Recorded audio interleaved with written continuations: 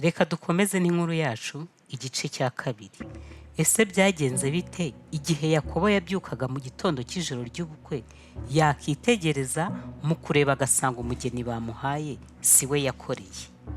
Mu ntangiriro igice cya 29 umurongo wa 25 haravuga ngo bukeye mu gitondo Yakobo asanga ni Leya.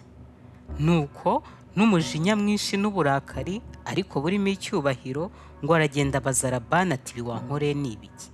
Ese sinagukoreye kugira ngo ume Rasheli? Maze Labani nawe aramusubiza ati mu muco wacu ntitujya dushyingira umukobwa muto umukuru akiri aho. Genda umarane na Leya icyumweru cyuzuye, nurangiza uzagaruke ngushyingire Rasheli unkorere indi myaka 7.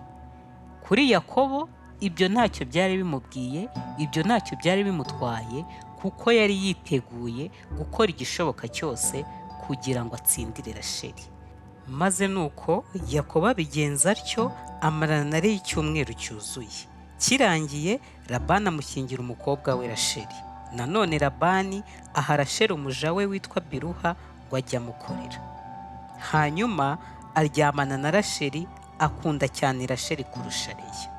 Nubwo Leya ari we bamushyingiye mbere, ndetse nubwo ari we yamaranye nawe icyumweru mbere ya Rasheli, ariko mu ntangiriro igice cya 29 umurongo wa 30 havuga ko Yakobo yakunze Rasheli cyane kumurutisha Leya. Gukomeza ku murongo wa 31 waho wo mu gice cya 29 mu ntangiriro, Imana yabonaga ibyo byose irabyitegereza, ibonye ko Leya adakunzwe cyane n'umugabo we, adakundwa akajwe nka Rasheli, irangije ngo izibura inda ya Leya iya Rasheli iba ingumba. Nuko Leya aratwita, abyara umwana w'umuhungu amwita Rubeni.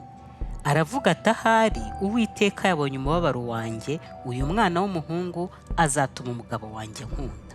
Gukomeza ku murongo wa 33 haravuga ngo yongera gutwita, abyara umwana w'umuhungu, maze aravuga ati ni koko Imana yanyumvise, yabonye ko nakundwa akajwe, none impaye n'uyu. Nuko amwita Simeyoni. Arongera aratwita, abyara undi mwana wa 3 w'umuhungu, maze aravuga ati ubu noneho umugabo wanjye azomatana nanjye, kuko mubyariye abahungu 3. Nicyo cyatumye amwita Lewi. Tutarakomeza ku murongo wa 35, Leya yitegereje ibyo byose, aravuga ati nubwo mubyariye aba bana b'abahungu 3, nta kizatuma umugabo wanjye ahindukira ngo andebe nanjye nkundi.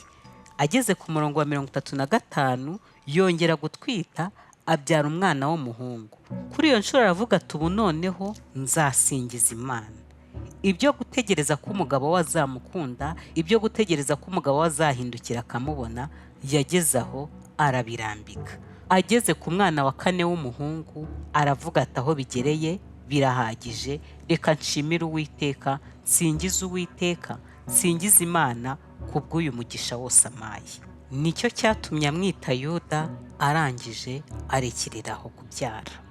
Inkuru ya Rasheli na Leya ntago yarangiriye aha. Yarakomeje mu ntangiriro igice cya 30, hakomeza havuga ukuntu Yakobo yagiye aryamana n'abagore we bakabyara, bakamubyarira abana. Ko na Rasheli Imana yageze aho iramwibuka, imugirira impuhwe, nawe aza kubyara ndetse abyara abana benshi. Ariko mu gice cya 30 umurongo wa 19 hongera havuga ko Leya yongeye kubyara. Nk'uko twakomeje tubyumva muri iyi nkuru yacu, Leya yageze aho arekeraho gukomeza gutegereza ko umugabo we nawe azamureba akamukunda. Ahubwo ku murongo wa 35 w'igice cya 29, ubwo yatwitaga umwana we w'umuhungu, yaravuze ati ibi birahagije, urukundo naboneye ku mugabo wanjye Uwiteka yararunkunze. Uwiteka yamaye umugisha, amaba abana bose b'abahungu. Umwana w'umuhungu wa 4 yabyaraga, niyo mpamvu yamwise Yuda. Aravuga ati Uwiteka nasingizwe. Icyo gihe yaratangiye gushimira Imana. Icyo gihe yatangiye gushimira Imana kubw'imigisha n'urukundo yamuhaye. Igihe cyose atigeze akundwa n'umugabo we, igihe cyose atitaweho n'umugabo we, Imana yari imwitayeho. Imana yaramukunze ndetse iramutonesha, kugeza ubwo yamuhaye umugisha wo gukomokwaho na Kristo, kugeza ubwo yamuhaye umugisha wo gukomokwaho na Yesu. Kuko muri Matayo igice cya mbere kuva ku murongo wa mbere kugeza ku wa 16 hagenda hasobanura ukuntu kuva kuri Yuda ari we wabyawe na Leya byakomotse kuri Yuda biramanuka hari igisekuru cya Yesu ko Yesu yaje kugerwaho bintu ubwo bigera kuri Yesu waducunguye.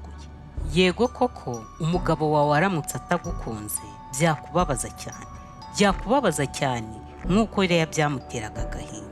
Ariko se tuvugishije ukuri hari urukundo ruruturu? Ibaze ko Imana yakunze Leya ikamuha umugisha wo gukomokwaho n'imiryango 12 ya Isiraheli, kuko mu bana be b'abahungu 6 harimo abakomotsweho n'imiryango 12 ya Isiraheli. Imana irongera ibona ko ibyo bidahagije gusa, imuha no gukomokwaho n'uwari gucungura isi yose ari we Mesiya. Ikindi kandi wibuke, Leya yarirebaga akabona naho akwira, naho afitinga muri sosiyete, akabona mu bantu nawe ujya umubona nta n'ujya umwitayeho. Ariko Imana yo mu ijuru ireba ibyo byose, yo yaramubonaga kandi yamukunze na mbere y'uko hagira undi uwo ari we wese umubona.